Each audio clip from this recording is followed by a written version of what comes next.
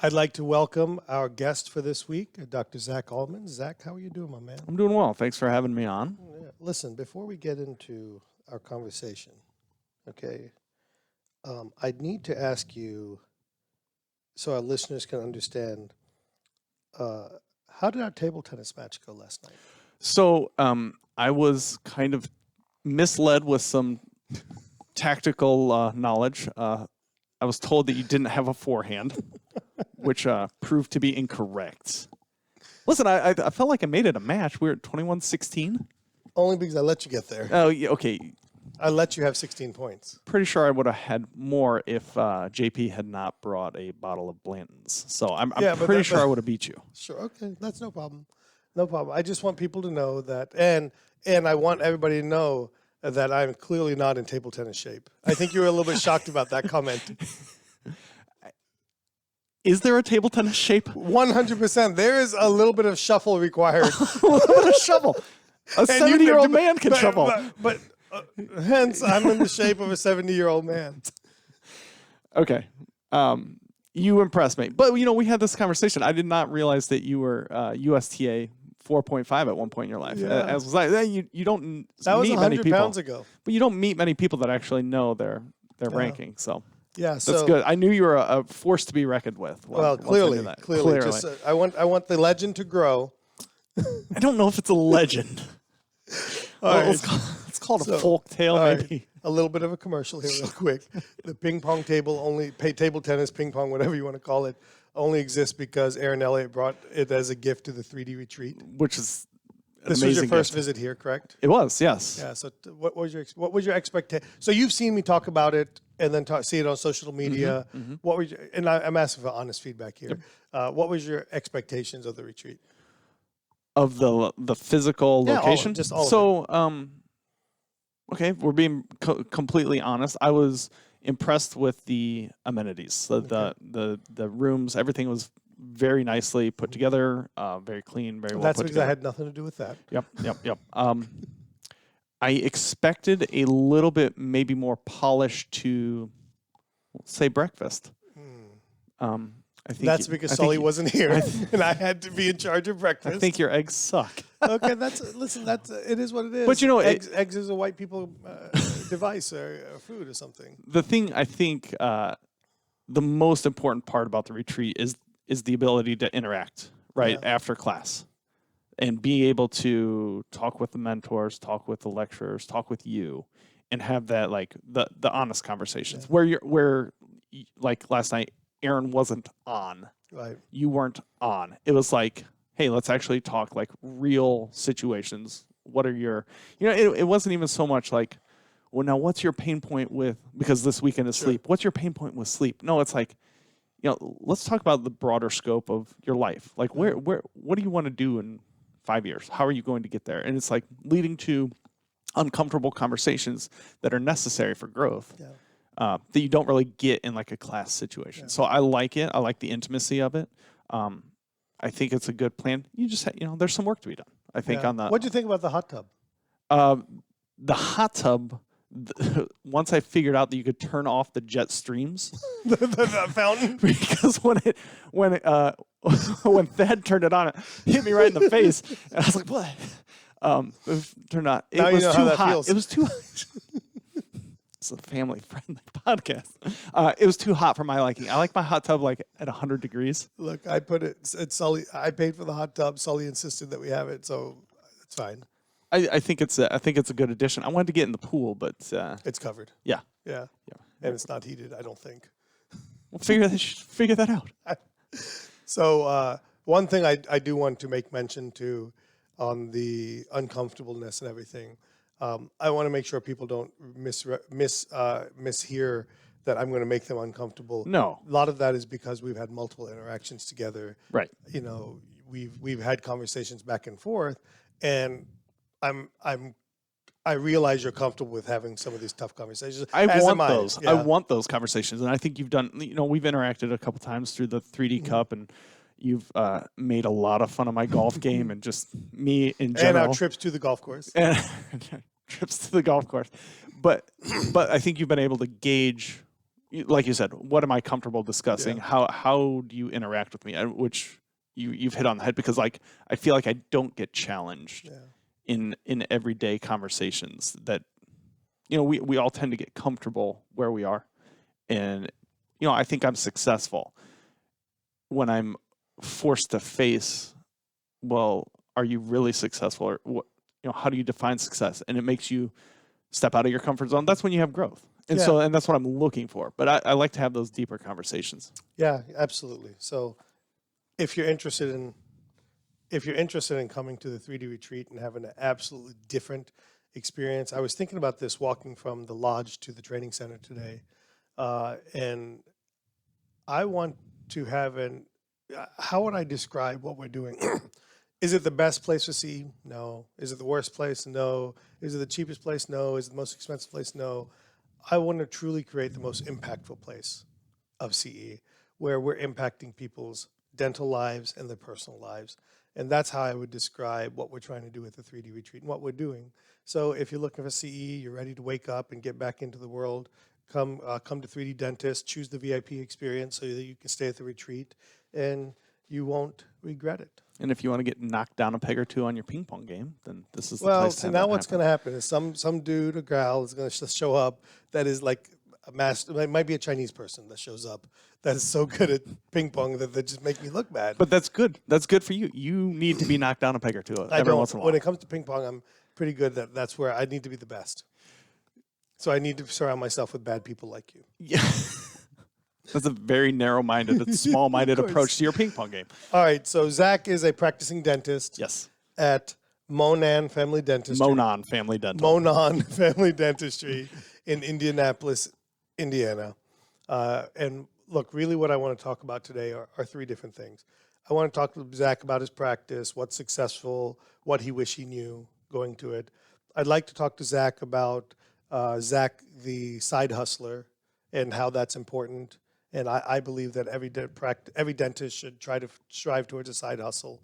And then I want to talk about your service that you started, Apex Payment Solutions. We're using it in our practice, and I want to talk about that. But let's get back to number one, which is let's talk about your practice. Let's start with, Zach, a little bit about your journey. Give us the 2-minute overview of how you got to where you're at. Where do I begin? Yeah, exactly. No, so I knew I wanted to be a dentist ever since I was 6 or 7. My mom cried when I told her I wanted to be a dentist because she's a severe dental phobe. Love you, Mom, but you're one of the worst patients to work on. And she doesn't pay. That's absolutely true. So I always had that direction in life. Like, I didn't question through high school, through college, what do I want to be when I grow up? I knew what I wanted to be, and I just did it. You followed the path. I followed the path that I set in front of me, and I had clear markers that I hit along the way. And I kind of had an idea because of my dad's suggestion, direction to go into the military. We have a strong military family history, and he's like, hey, take a look at this. They pay for dental school, and I was like, I don't know, maybe. And then 9/11 happened. 3 weeks later, I signed up. Okay. And they're like, whoa, let's keep you in dental school. Why don't we just pay for school and you just stay right there? I was like, hey, that's not a bad gig. So, and then I did a AEGD residency, which was the absolute best thing I could have done for my dental career because it made me more comfortable, complex treatment planning, just being more comfortable with emergent situations and being able to see the treatment and the broad scope of things. And then my actual time in the military sucked. I quickly learned that I don't like being told what to do or how to do it, and my opposition to that got me sent to Afghanistan. Near my peeps. Yeah. But the further I get, like I would say about the 3-year mark of being out, I started to look back on the experience and see the value of it and how it positively impacted my career. And then once I got out, I worked in a couple of associateships before my partner and I bought Monan. And it was actually not Monan Family Dental when we bought it. It was a practice that had been there for 50 years. There were 2 retiring docs. One was 65, had back problems. One was 78, and would still be doing dentistry today if he could do it. The guy loves dentistry. Brilliant brilliant clinician, and just really cared about the patients. And so when we bought the practice in 2013, named it Monon Family Dental because we wanted to tie it to the geographic location we're at. And there's the Monon Trail, which is turned a railroad line into a running path through Indianapolis, and we're about a block off of that. So kind of, brand it, give it something that wasn't our name, because the goal would be to the practice to continue on after I step away, right? And it's not, you're not having to rebrand it again or name it Allmand Family Dentistry, and then you sell it to Smith, and then the renaming. Yeah, I mean, I think that the continuity of the brand is important, and recognition of the brand is important too. And I would go a step further on that. I think, and I don't want people to change what they're doing at this point, but I also think that, and this kind of ties into some of the things that we'll talk about, as you get into wanting to be less and less in the office or become more of a group practice with associates, whether they're partners or not, it's important for the practice not to be all about you. Yep. And I think if you are Jones Family Dental, then people expect to see Jones. Mm-hmm. So then your associate pool is much smaller in that situation. Right. So I think that's one of the things we did with Raleigh Dental Arts from the very beginning was I didn't want it to be about me. I wanted it to be about the practice, and it's the same thing with Monon Family Dental. All right, so thank you for that. Yep. And so talk to me about what were maybe one or two things that you wish you knew that you could tell somebody that you wish you knew looking back, now 9 years into owning your practice?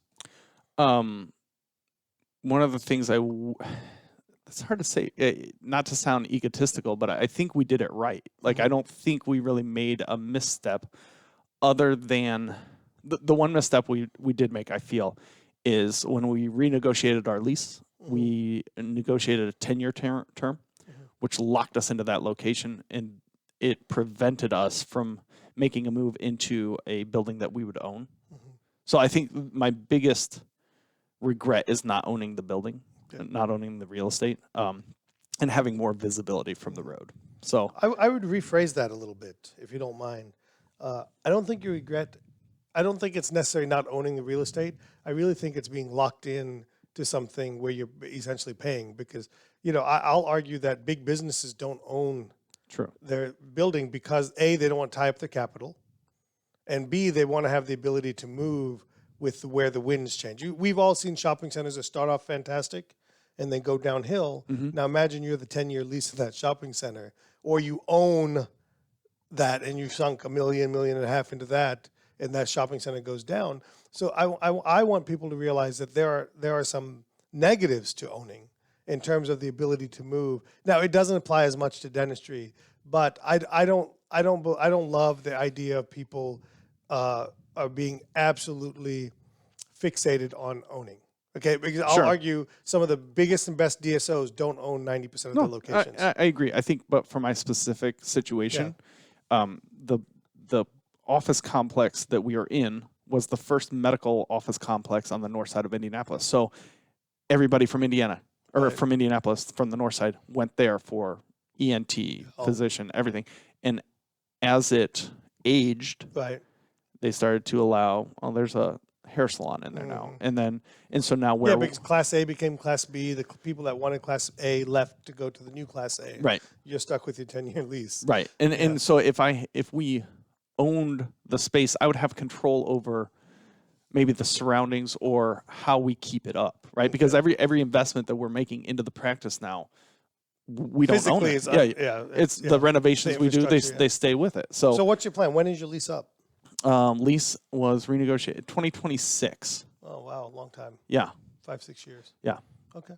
So that's I haven't had anybody bring something like that up.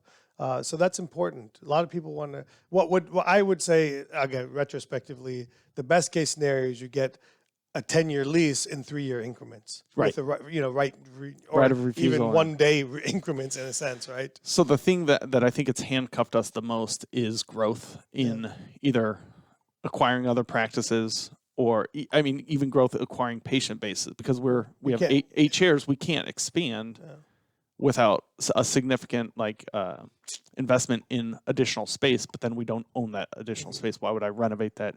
And so we're locked, and that's my biggest regret. Okay.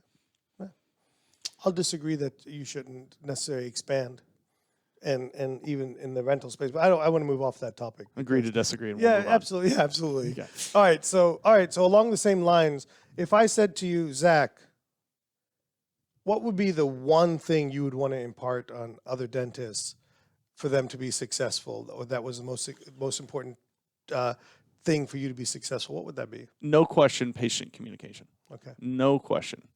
And it's something that I feel that I do well, is relating to patients, educating patients on a level that they can understand, and just giving them the freedom of choice. And the thing that amazed my partner and I the most when we took over, we found ourselves talking people out of treatment that maybe they didn't need, or like redirecting. Like, we had a lot of patients, I want veneers. Well, maybe we actually just want to do some ortho With some brightening, yeah. Yeah, and when you, I think there's a lot of power in not needing to sell dentistry. An abundance mentality.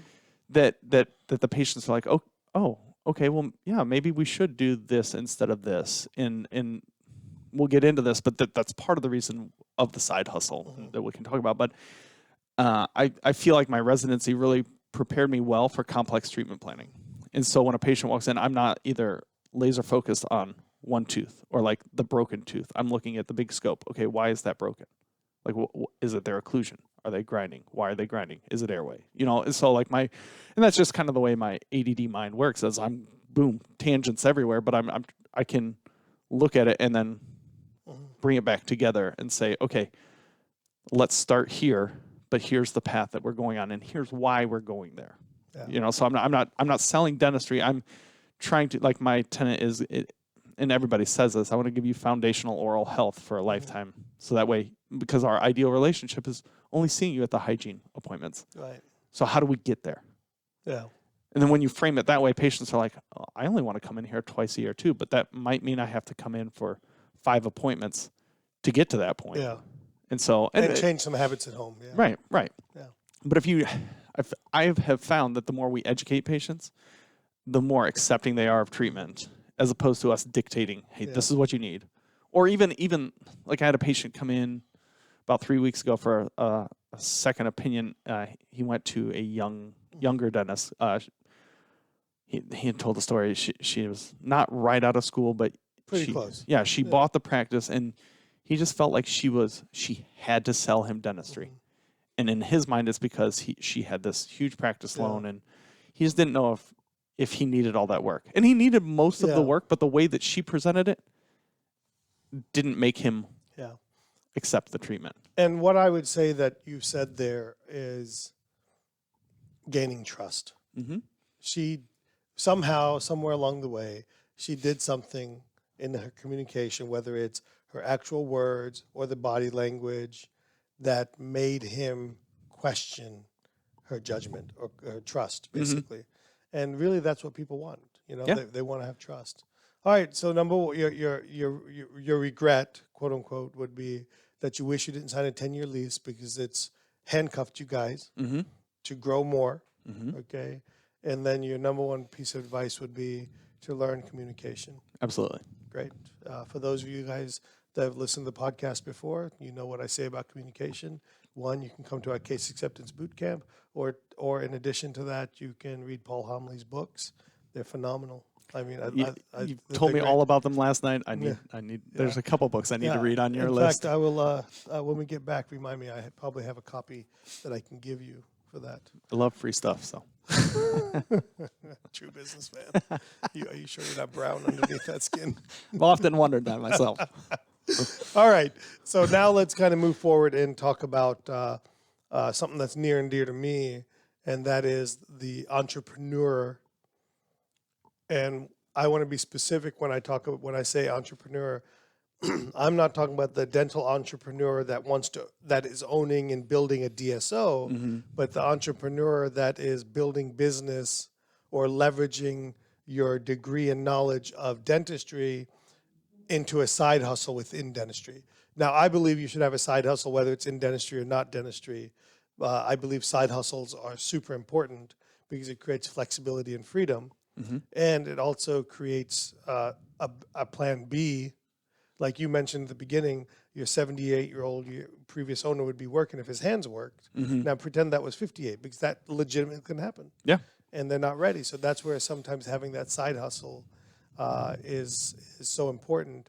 And that side hustle can be in dentistry, for those of us that understand and love the profession, or for a lot of people, and for most people, it's a side hustle outside of dentistry to give them that freedom and flexibility. So let's talk a little bit about Zach, the side hustler. Sure. What is your side hustle, and then we'll go into more detail about it. Which one? Yeah. So there we go. Talk to us about that. So the main side hustle, which is quickly becoming the main hustle, Right. is Apex Payment Solutions. It's the merchant services company that focuses on dental clients. Okay. So, we created that. 2016 is when we officially rolled it out after 2 years of beta testing, and so that has created other opportunities within itself in different industries. Where I'm an investor in a health and wellness club in Charleston, South Carolina, a marijuana growth facility in Michigan. Yeah, those are the main ones for right, and some real estate too, but just starting to dabble in that. Have you always wanted to be entrepreneurial? I think so. The things that really stick with me, my dad worked for General Motors, and he was very much the poor dad mentality. Not in the sense, if you read Rich Dad Poor Dad, he believed It's not that he was poor. Right. It's If he worked hard and proved his worth to the company, he would progress in the company and he would get promotions, and that's how he would become successful and wealthy. But every time, multiple conversations, he would just tell me, Zach, whatever you do, work for yourself.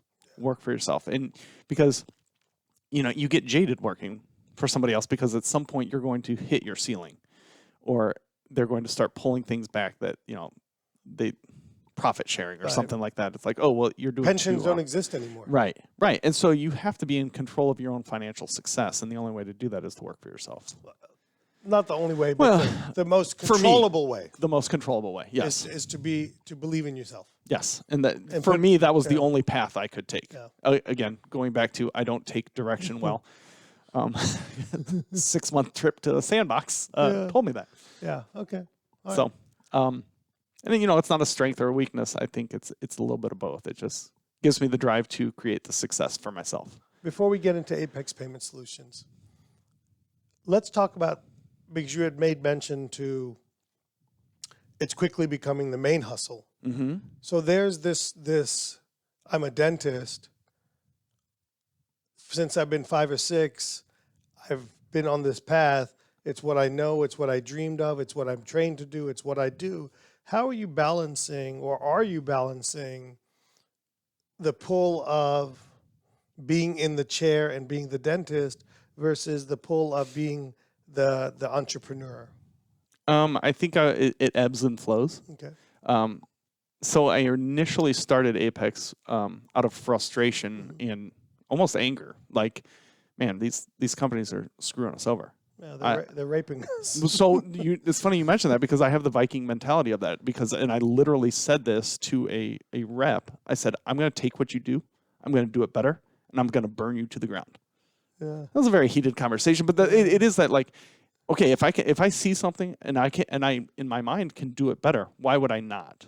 And why would I not try to take the market share of that? Right. And then, but then I was like, okay, well, maybe this will just be like a tax shelter, or, a way to expense things. Sure. Did not expect it to cash flow as quickly as it did. And so like initially it was very easy to balance, because we weren't really scaling, right? Yeah. And then we kind of got connected into some Facebook groups, social media groups, and it ramped up, and there was about a year period where I would go into the practice at 7:30 and come home at 5:30, and then I would eat dinner, and then I would respond to emails and communications from about 7:30 to 11 p.m. Yep. And then I'd get up at 4:30 to go to the gym and just rinse and repeat. And I was spent. Okay. But I was trying to do it all myself. Now, and I say myself, I have what has been my saving grace in both the dental practice and in Apex is having a partner. Right. Okay, because then we can shoulder some of the burden. And and I don't, and if I'm having, hey man, I've got a really tough week in the office. I'm going to be just slammed with patients. Jonathan, who is my partner in Apex, can you kind of handle the emails? This is back when we started, and he had the background in merchant services. I had the background in dentistry, and so we kind of did like, I was the face guy of Apex, right? And because listen. No, it's the truth though, because I could relate to dentists, and like when I would explain things to them, I had the mentality of a dentist, and so they could relate to me. Right. No, I know what you mean. And he had the kind of the back end knowledge of how processing worked and the connections and how are we going to build the software platform. A good partnership. Yeah. Somebody who had experience in the niche that you're in, and somebody who knew how to actually do the business part. Correct. Or how to do the execution of the service that you provide. I am a high initiative person, low follow through. Yeah, but you're also a great at relationships. I like to think so. Yeah. Minus the relationship you have with yourself. So let me ask you this. Looking back at the side hustle, okay? So looking back at the side hustle, what flexibility has it given you in life, and what compromise has it given you in life?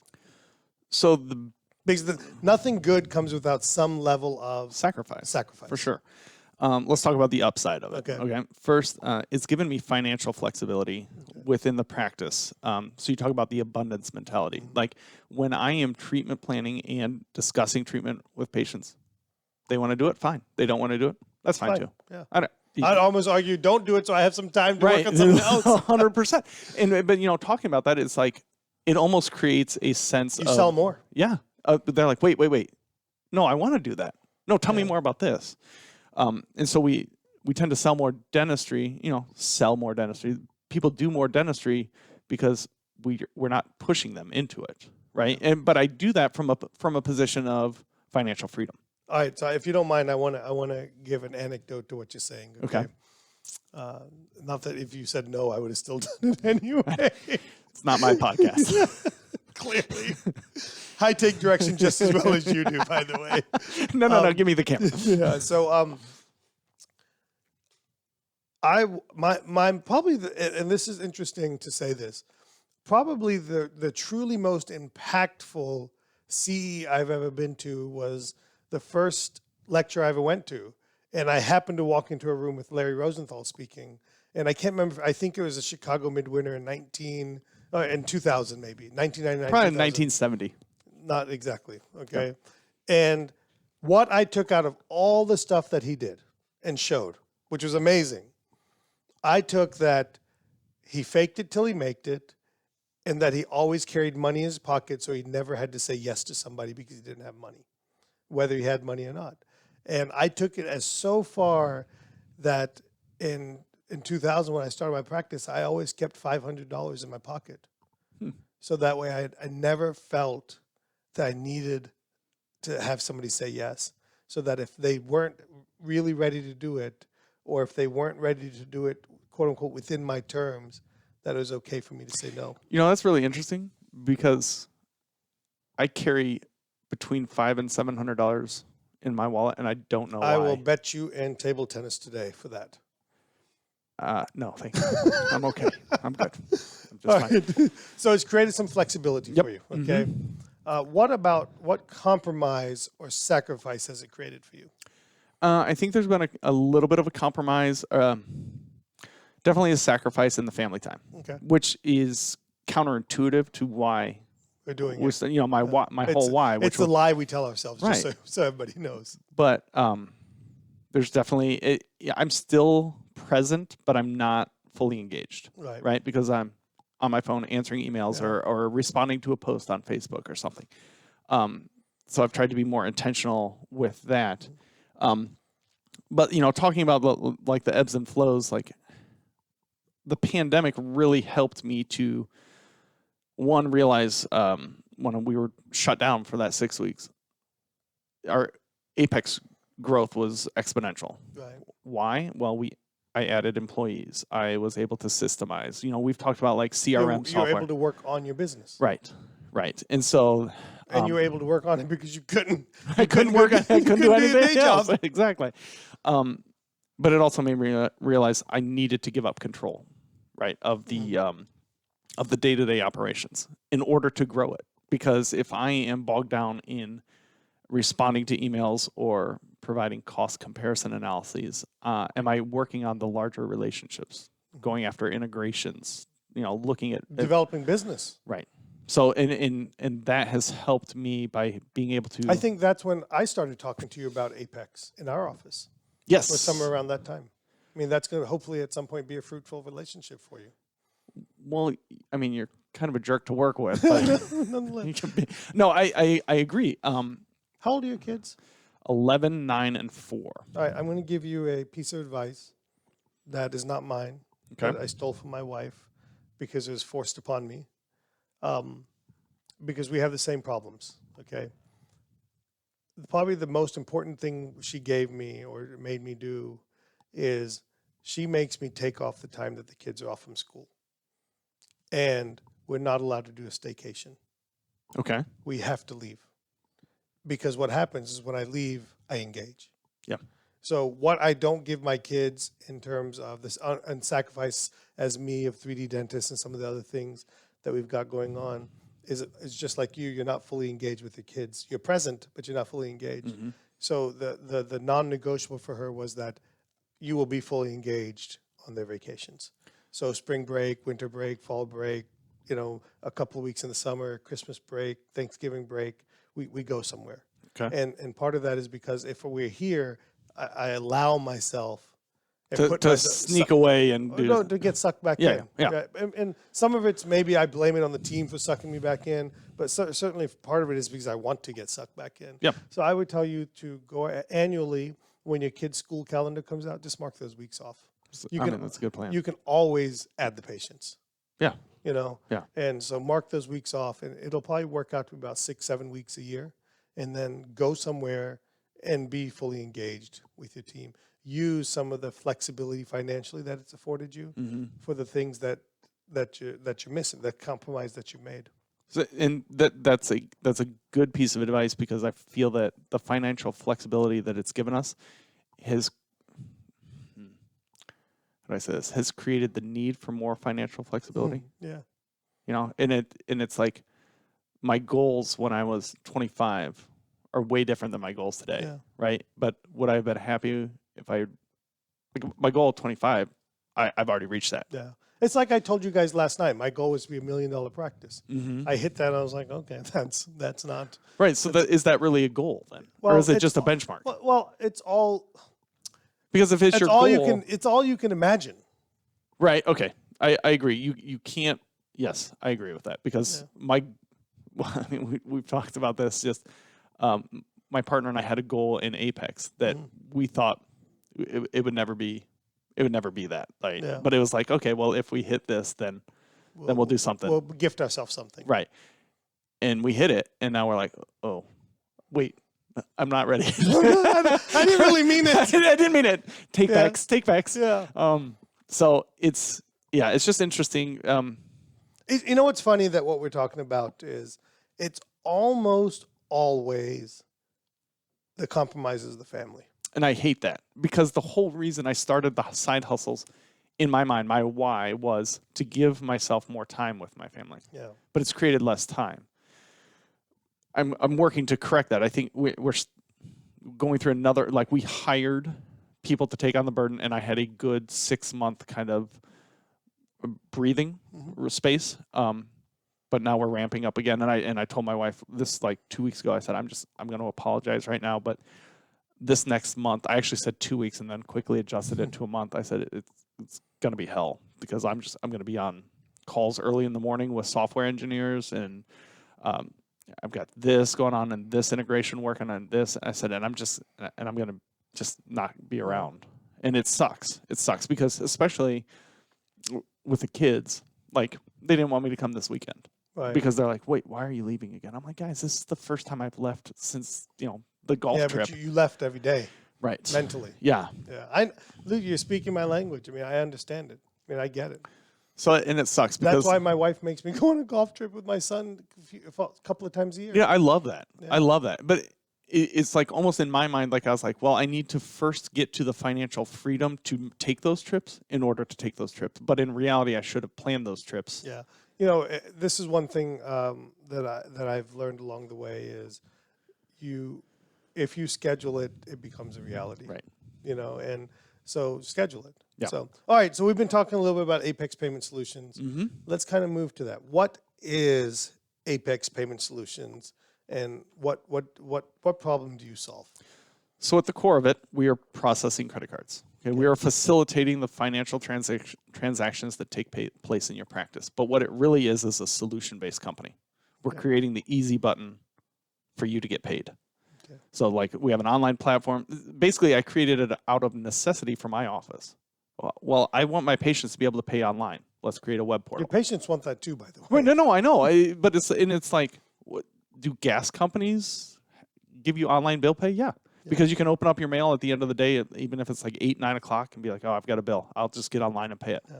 So our patients can do that. They don't have to wait for the front office to be there, right? When we took over the practice, we had very antiquated systems. The front office manager had a Rolodex full of credit card numbers. Which is illegal in today's world. Yeah. Okay. That she would come in on Fridays on the clock to make calls on to try and get some payments. Did you have one of those?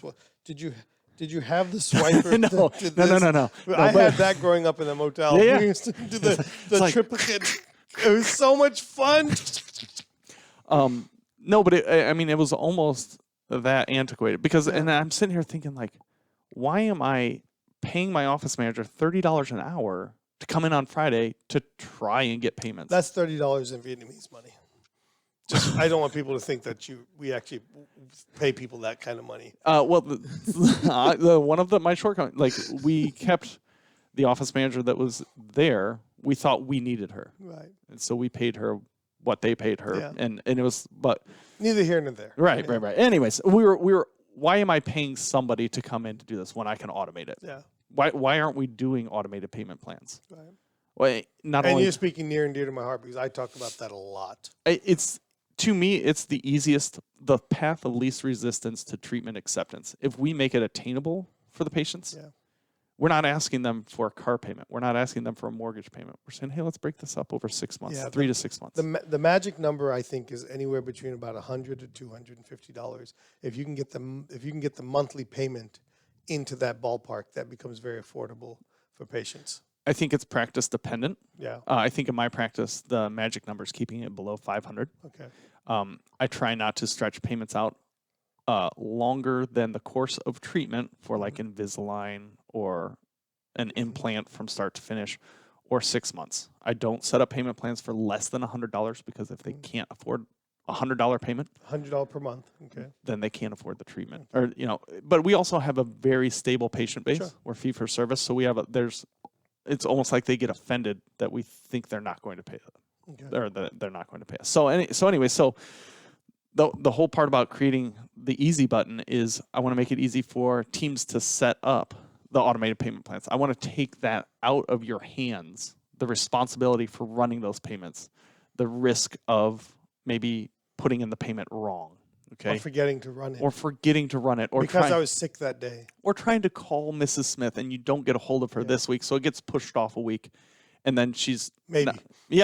But then when she makes the payment, I can do one a month from this point. So that 6-month treatment plan ends up turning into a 9-month payment plan, right? So if we automate it and make it happen at 12:01 on that day, because that's when direct deposits hit, so there's going to be money in that bank account. It just simplifies everything. We have an online dashboard that my team pulls up in the morning. They see, these payments ran overnight. These people paid online. We just put it into the ledger. Yeah. And then it takes 30 seconds. And it keeps them from having to keep track of things in an Excel spreadsheet or doing more work. It frees them up to do more meaningful tasks in the office. So I am getting a more efficient team. So we're making it more efficient and streamlined and simplified. And you missed one of the important parts of it. Your fees are not raping people.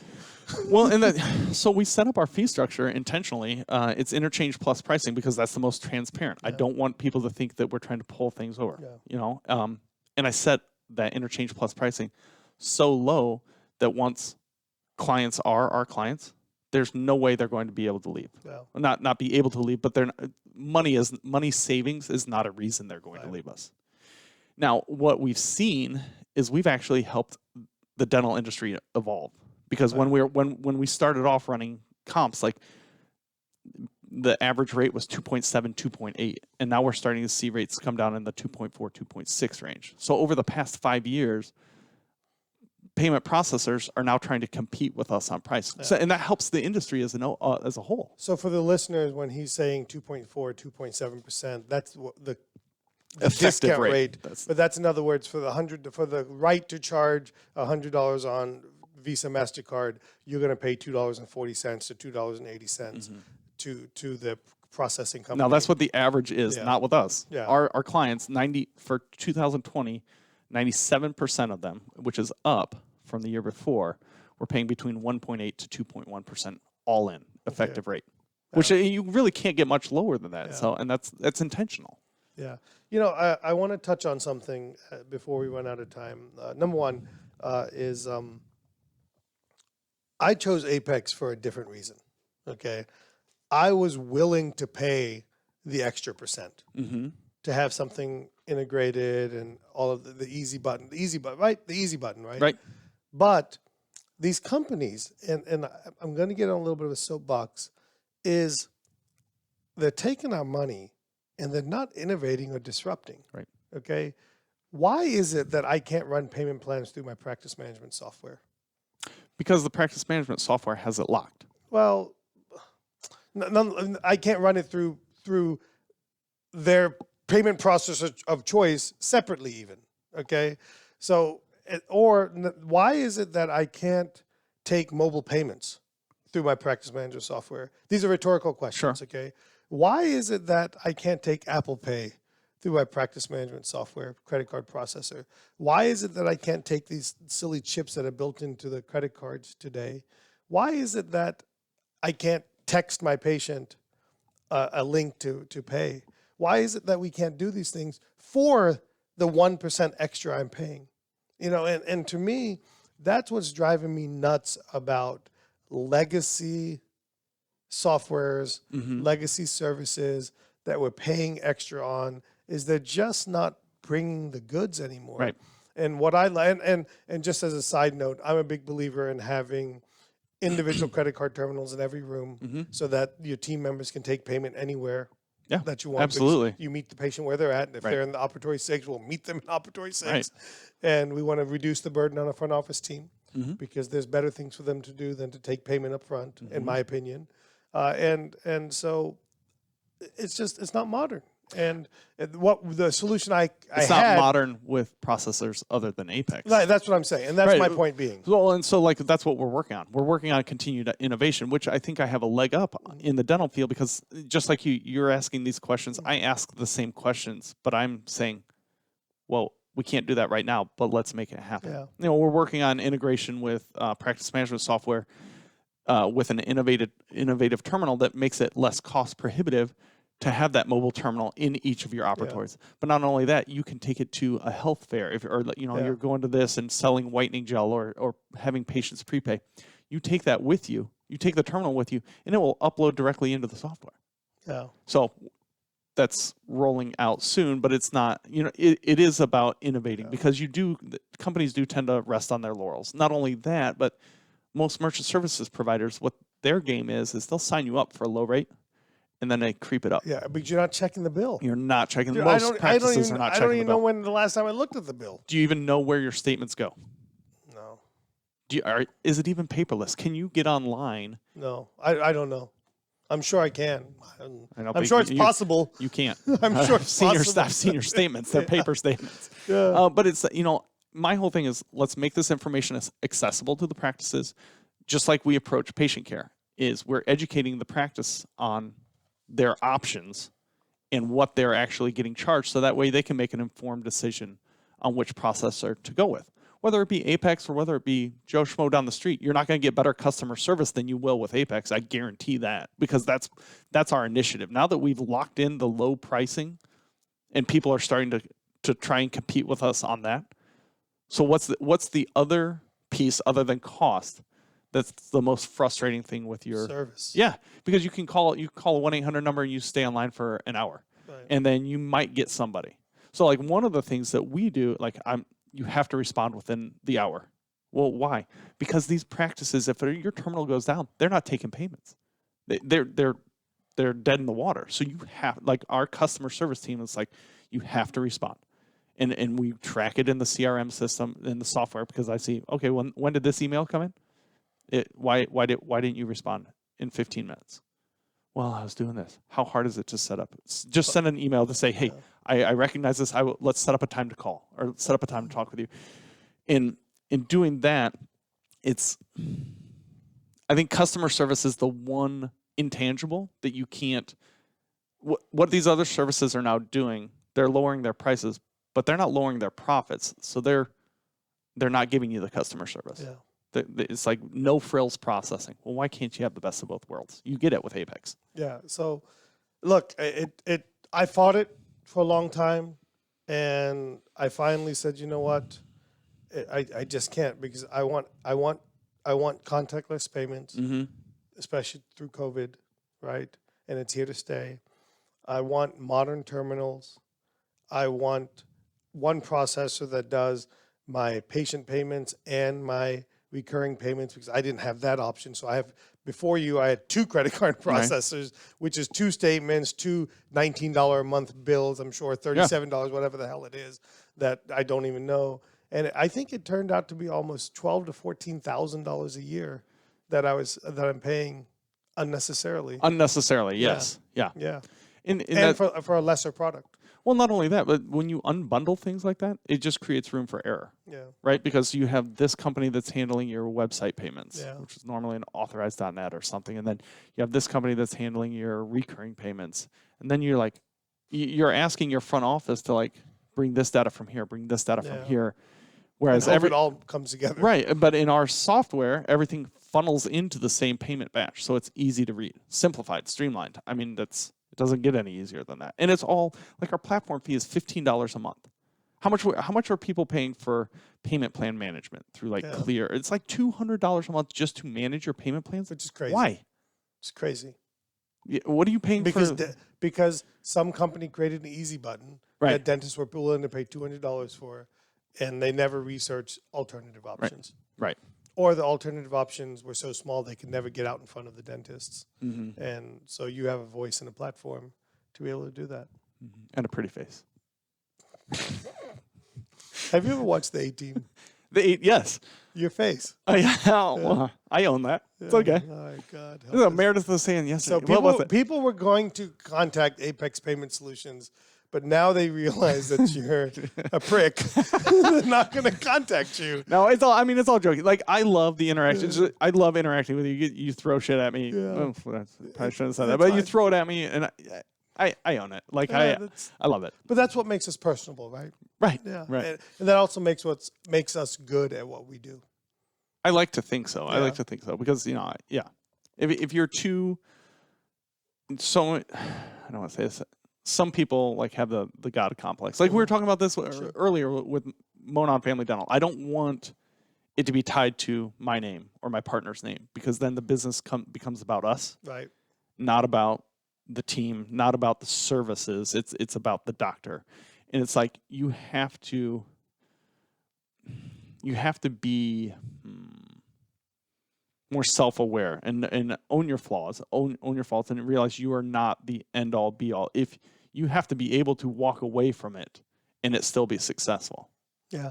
Right? And that's the whole point of the side hustle is mailbox money. My goal is to automate everything with team members or with systems that I maybe check in once a month or once a week, whatever, and just, for morale checks. But I don't want to. I think you're lying to yourself a little bit there. You'll be involved because because that's my. But I think it's so important, because you don't know what tomorrow brings you. Right.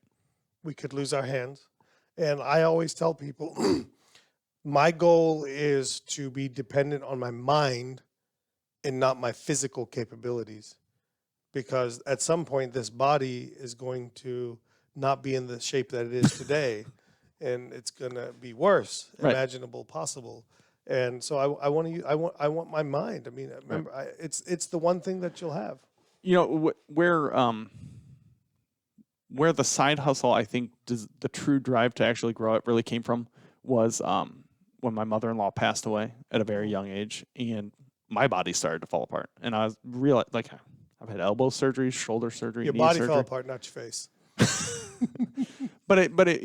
I no longer felt like a sense of invincibility. Like I was like, oh, I was faced with mortality, and like, okay, this isn't going to be this way forever. And we talk about it. Time and land are the only two things they're not creating more of. Right. So you have to use your time more efficiently. And the more we're in, like, dentistry is taxing, because for most of us, you're only earning when you're there. For most practice owners, like, you only earn what you physically produce. They own a job. Right. And so how do we get away from that mindset? And you're going to tell me add associates. Sure, yeah. Oh, this flows right into that conversation. I didn't mean for that to happen. Yeah, I'm not, look, associates aren't always the answer, because just like a side hustle, it comes with the flexibilities, but it also comes with the compromises and the challenges, okay? And no one knows associate challenges more than me. I'm sure some people know it more than me, but I've experienced them. But I still don't understand what holds you back from getting an associate. Fear. And I didn't realize that until our conversation last night. Well, talk about that. What was it about the conversation? Hold on. I want to get into this, okay? Okay.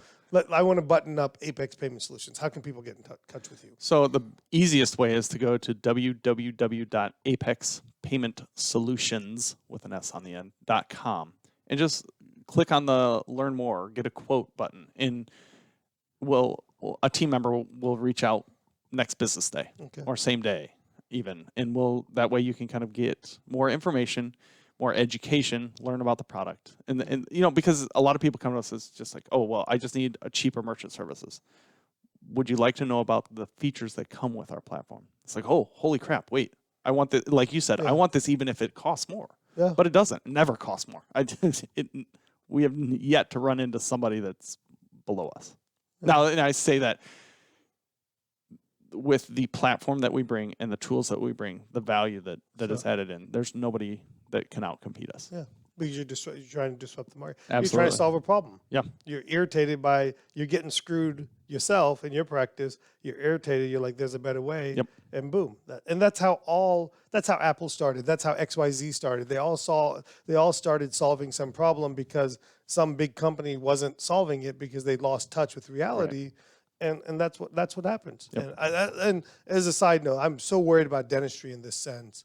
But anyway, so now we've done this, how to get in touch with Apex. They can also get in touch with you on social media as well. Mm-hmm. But let's come back to the associate, because I'm not going to let you get away from it. I know. But what about the conversation helped you understand those things? Well, the thing, going back to, like, you now know how you can interact with me. You didn't let me escape the conversation. Yeah, I tried to owe me 2 things today. I know. I tried to go to bed several times. You're like, no, you're going to stay here for the next 30 minutes and we're going to talk about this. Yeah. And so it just, the way that you ask the questions, I had always convinced myself I don't need this yet. Or I still, Apex isn't big enough to need my full undivided attention. It's not, because you're not allowing it to be. Right. And so, but then I'd be like, I don't think my partner would be on board with this. But the way that you're, every opposition that I threw at you, you had a solution that made sense. Well, let's back up. I had a question that made sense. I laid out a possibility. Yes. I didn't say this is the solution. Correct. I said, what would this, something like this work? Yes, exactly. Yeah. You said, well, yes, and in the way that you framed it led me to the conclusion. Yeah, it's got to be your idea. Yeah. I learned that my wife always says, it only works when it's your idea. Right. Even though I told you what to do. Right. But that's absolutely true. It only works when it's your idea. And so that, to me, is, I love what you said, is that one thing that you said was, I ask questions. And the first question I start with anytime I'm trying to coach people or just, I don't want to say like work with them, but anytime I'm just having conversation with friends, okay, people I care about, is what are you trying to accomplish? Yeah. Like, are you I mean, But maybe, I asked you the same question, and you didn't have a good answer for me. So let's go into that. yeah. So I want to come back to you, and then we'll come back to me. I'm happy to have that conversation. Because maybe you want to be in the office more. And then it's a different path. And that to me is what I get irritated about with social media and gurus is they're giving cookie cutter advice for something that may not fit what somebody wants. I mean, the most important thing to do is to figure out what it is you want. Now let's work towards that. So I think what really also helped me come to the conclusion was just the conversation with the other members around the group, right? Thad was there, John was there, and Thad could not fathom that we could walk away from dentistry. Yeah.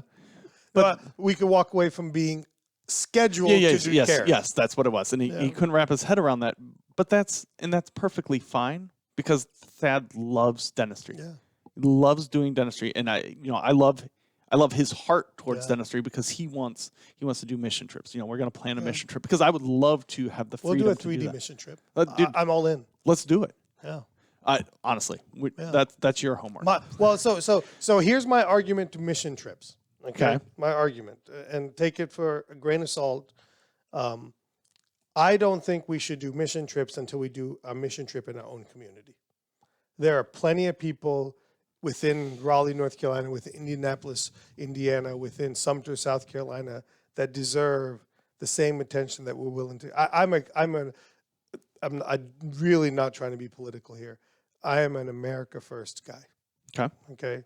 In everything that I do, like before we need to help others. Don't get me wrong, but you can't do the great help to others until you fix your own house. I agree. And so to me, when I do a lot of my work, charity work is not going somewhere in this. It's what can I do for my people, my community. Well, then let's do that. Yeah. So I agree with you. I agree with you.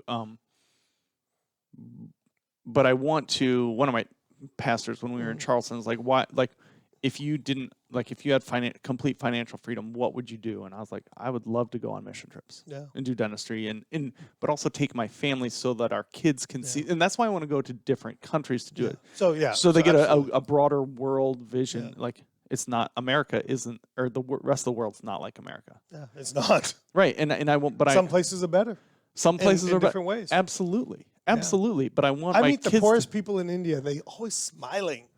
I mean, but because they are thankful for what they have. Yes, it's just a different mindset. And you can get that from place to place in America, but there is benefit to showing your kids that outside of their bubble. Yeah, absolutely. Right. Yeah. So and that's why I want to go international. What is your fear of adding an associate? Giving up control, the fear of what if the associate doesn't work? It's not. At some point, 1 year, 2 year, 3 years in, it's not going to work. Are they going to take care of my patients the way that I would take care of my patients? Okay. And then, I mean, we talked about, my partner and I are at different points in life, both with side hustles and age. He's a little bit younger than me. Brilliant guy, graduated earlier than me, but he still wants to do dentistry. He has the same mindset as that. It's like, this is what I want to do. They're not mutually exclusive. Right. Your dreams and his dreams are not mutually inclusive or exclusive. I feel like we've tied them together too much. Yeah. Because I don't want to. I'll argue that you'll help him get farther along by getting your own associate. But that's a different story. I don't want to get into that. Yeah, but you're helping both. Well, and that's what I want. Yeah. It's a partnership. I don't want my actions to affect him negatively. That's a phenomenal partnership. Okay, and we have a great partnership. Like I think you were talking about, like you didn't understand why we're 50-50 like across the board. Yeah. I mean, it works for us because there's no competition for patients. His success is my success. My success is his success. Like why it's easier mentally. And I enjoy work more that I'm not having to, well, that's my patient. Why is he doing this on them? It's like, it's the, what is it? I can't remember what it No, is, that's but it's basically like we want it to be a group practice. I want my patients to feel comfortable seeing him and his patients to be comfortable seeing me, because if we can refer to each other within the practice for our Even specialty, better. Even right? better. It's like, I'm like, hey, you need an implant here. You win. I'm going to do the extraction, but Dr. Cleveland is great at doing the implants. Yeah. And when I give them that endorsement, that lowers the threshold for them getting treatment too. Nobody likes, the majority of patients want to stay at your office because they have that trust with you. And they know what it is. Right. And they can pay online by text. That's right. Set up an automated payment plan through Apex Payment Solutions. So your fear is paralyzing you. It is. Hopefully we've made a step forward in that. It may lead to other problems, Mm-hmm. the other hurdles to get there. But I want us to. And what was my first step to getting over this fear? It's one of the two things you owe me today. Well, I'm buying a book. I can't remember the book. Yeah, I'll fix that for you. And putting an ad out on Indeed. Yeah, Just to see what's out there. Dude, just put it out there. Yeah. Maybe you get no responses, and then we go to Plan B. Maybe you get 800 responses, and you find the exact right fit. Let's create the problem, and then we'll solve it. Right. Instead of trying to solve a problem that we haven't created yet. Well, and that's, you said it, like, when are you going to be ready for an associate, right? You asked me that. Never. No, you asked me that. But I was like, always ready. In a year. Yeah. So why not start planning for it now? Why wait until the year and then start planning? Yeah. It's like, oh, that makes sense. Yeah. It's like, when are you ready for a kid? You're never. You're never ready for a kid. Dude, it just shows up. Dude, an associate just needs to show up at your office. The greatest gift I could do for you is put your ad out for you and hire an associate for you and say, Zach, here's what you're doing. Yeah. Yeah. And truthfully, that's what we need. We need somebody. So I need to be the push in the practice to do this. Yeah. And I think it'll lead to uncomfortable conversations maybe, but I think as long as I approach it from a mutually beneficial relationship. And from the heart. Yeah. Yeah. And from the trueness of the partnership. Right. But I don't think they're mutually exclusive to each other. I think I don't know your partner, and I don't understand or know the relationship. So my focus has been coaching you on what's the right step for you. Right. And then now you've got to decide how it fits into the partnership. That part I can't. I just don't know. Right. But, right. All right, you were talking to me. Give me grief. Let's go. No. It's not grief. You want to be challenged, and I feel like you don't get challenged enough in life. I don't. My wife challenges me plenty. Sure. Preaching to the choir. No. Yeah. But I think professionally you're looked at as from a position of expertise, and you have the answers. But I think for the majority of doctors that come to your courses and see your interactions on social media, like, they look to you for advice. But what's your end game? Yeah, my end game is I don't have an end game. But you need to have an end game, or else we're just going to continue in this cycle. And I'm in the same position. Yeah. Because so if you were to ask me today here's my weasel answer to this. Okay, Mm-hmm. I can give you an end game based on how I feel in this moment. Okay. Okay. But that's a cop out. Well, of course it is. That's why I said weasel out. but I can't commit to that end game because I'm absolutely certain in 3 years it'll be different. So that's But that's using the same logic that as the $1 million practice I used against you. Like, why wait 12 months? Right. So if you were to ask me what my end game is today, let me define it to you. Okay. My end game today is I want to make the income I deserve to make. Okay. Mm-hmm. With the least amount of scheduled days of work. Right. Okay. Whether that's worked in patients' mouths or with dentists educating or in any business, scheduled days. That's because flexibility of time is very, very important to me. And I want to move my wife back to Florida, but not Fort Lauderdale. I want to live in Jupiter. So that is what I want to accomplish. And I know I have already in my mind, this is what it's going to cost to buy a place in Jupiter as of 2021. Mm-hmm. Who knows what it'll be by the time we get there. So this is the dollar amount I got to save. We got kids, so I'm not going to uproot my family. I'm not going to uproot my practice. I'll argue I could uproot 3D dentist because it'll just go wherever I go. Right. Okay, so that part's easier, I should say. And that's my end game right now. My end game is I want to work with dentists to help them succeed in their practice and succeed in life, because I believe dentistry is probably one of the best professions available. It's a noble profession. It's an entrepreneurial profession. And my slightly older than me, or my generation, is about to sell our profession out. Mm-hmm. And it's going to create a cascade of events that's going to make dentistry like medicine. And it's I want there to be room for the entrepreneurial dentist to own their own single practice. Right. I mean, it's almost when I say you're an entrepreneurial dentist, I got it, like I did earlier, got to say, no, I'm not talking about multiple locations, DSOs. Right. You can be an entrepreneurial dentist in a single location. That's what I've done. Absolutely. That's what I believe in. That's what my friend Craig Spodak has done. Mm-hmm. You know, that's what you've done. You know, there has to be that in dentistry, and we're slowly losing that, and I don't want to see that happen. I agree. I think that that's a great answer, but it's dancing around. What? Ask me. So help me get to that Okay. answer, like I helped you. This is so. If money were not an issue, which I never think it should be, Sure. because I think when people say, "Oh, I want to do this, but I have to earn this first." No, Sure. no. Take money Yeah. out of it. Like, if you got paid, I'm past survival mode, so I can think. right. I can think But that just way. think complete freedom. If you had to do something Mhm. that fulfilled you, 3D dentist is what fulfills me. okay, so you need to focus more on that. But then, what do you do when you can? What is your plan for 3D dentists? Like, how do you automate it so that you can step away and business develop?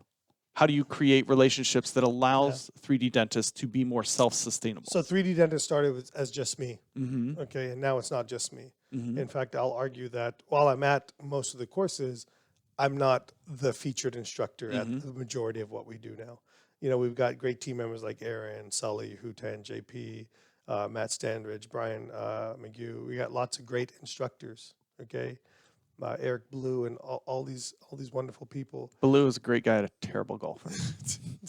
Yes, but I'm doing in 3D what I encourage people to do in their practice, and that's surround yourself with great associates / partners, and allow them to succeed. Replace yourself, a key fundamental concept that I believe in. And so we're making it so I don't have to be the instructor, Right. right? So that way I can show up. I want to be the Walmart greeter. Yeah. No. I want to be the guy. I don't know if you've ever been to Hall's in Charleston. Love Hall's Chop Okay, House. the Chop House, right? The owner guy's there, and literally his job is to go around and talk to people. And it's the best. And he goes when he wants. Yeah. If he doesn't feel good today, he doesn't go today. Yeah. If he wants to go play golf, I'm assuming these things. Okay, maybe there's what we don't know. Everything looks great on the outside, right? But I'm assuming if he didn't want to go today, he wouldn't go today. Mm-hmm. You know, that's the freedom and flexibility I want.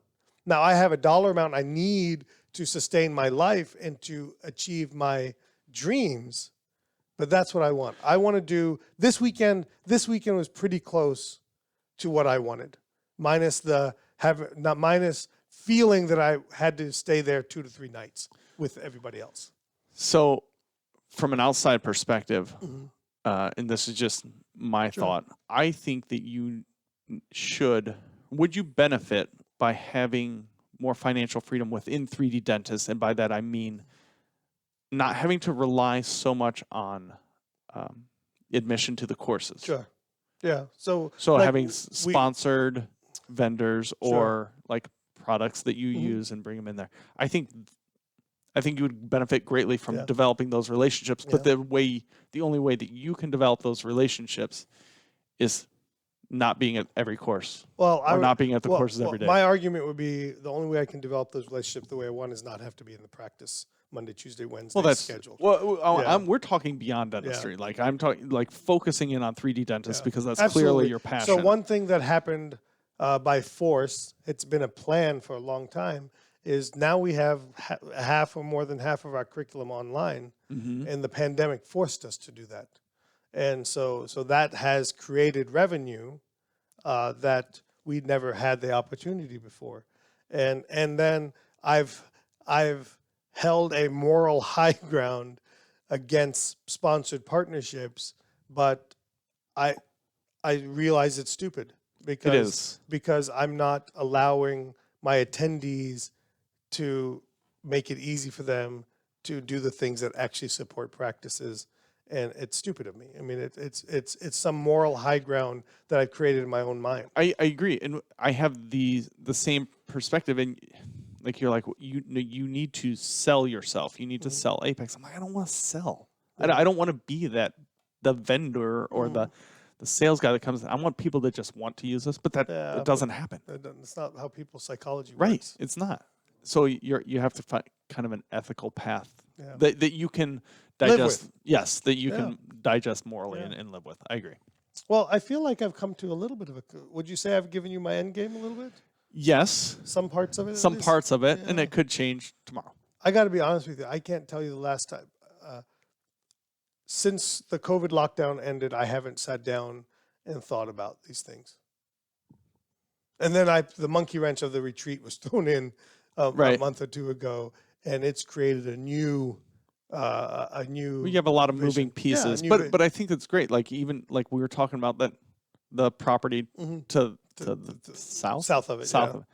It's like, do you have any interest in buying Yeah. that? Like in like kind of building a more Yeah. complex there, and it's like there's Maybe. opportunities. Let's see. Let's give me 12 months to see how this. You said 12 to retreat goes. 18 months. Yeah, Yeah. let's 12 to 18 months. Let's see the retreat. I'm confident the retreat's going to be successful because we are doing something that nobody else is doing. I love Yeah. the concept, and I love the way it played. I love the way it played out in this first weekend. Of you get to ask the challenging questions, and you get, as the practice owner, we get to interact on a more real level with the mentors, with the Yeah. instructors, with you. And I'll argue with just other people, Yeah. other like-minded individuals. See, and so one fear I have for this retreat is it's going to suck me into feeling or creating the illusion that people are coming for me. I don't want them to come for me. Mm-hmm. I want to be the gravy. But what I really want them to do is come for the lifelong friendships they're going to make with other people, and the challenges and conversations and the vulnerability they're going to get comfortable with to share with other people. And that's really, really important to me. Well, you create the camaraderie when you kind of get vulnerable with people, Yeah. right? And it's like you share the same struggles or the conversations, that's what brings you back to that same group of people, right? Like Yeah. I love hanging out with Thad. Yeah. He's a great dude. Met him at the 3D Cup Couple 2 years ago. Yeah. Didn't really talk to him. I actually Yeah. was a little scared of him and his 2 handicap. I thought he was like this, just a real stoic guy. But the more I got But to it's hang a out fake. with him, It's a fake 2 handicap, just so you know. but he's great, and like I'm looking forward to taking more courses where we're there together. Okay. Well, everybody, I want to thank you guys for tuning in. Zach again, apexpaymentsolutions.com. Zach with a K, Z-A-K. Not ZAKE. I love that, by the way.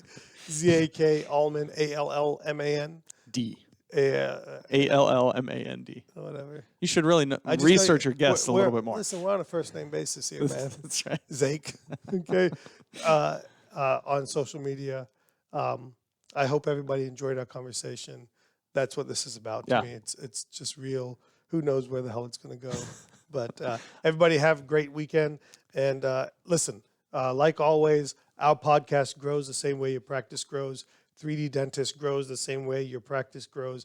I don't have private equity money. I don't have large sponsors at this point in time. I don't have a lot of those things. I'm really reliant on you helping me make an impact in dentistry and helping to create a really immersive experience that we can touch more and more lives and employees' lives and patient lives. So if you can help us by sharing the podcast, sharing 3D Dentist, sharing your experiences on our Google review page for 3D Dentists, I would really appreciate that. And I'll see you next week on the T-Bone Speaks podcast.